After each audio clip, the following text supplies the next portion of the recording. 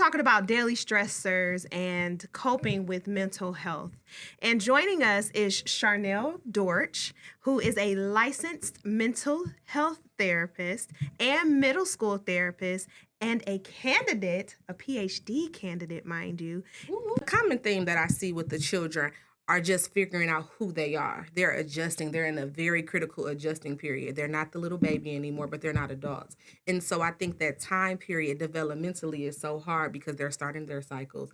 They're starting to, bodies are changing. They're starting to experience so many things and they don't know what to do with it. They never experienced this before. They don't know how to verbalize it. And then you have to go to school and everybody is going through these different changes in emotions and hormones. And so a common theme that I see is just them talking about each other because the have and the have-nots. But to be very honest, a lot of y'all don't have. But if your shoes look a little bit better, you have something to say about this person. A lot of like with the boys, it's like always the boys against the girls.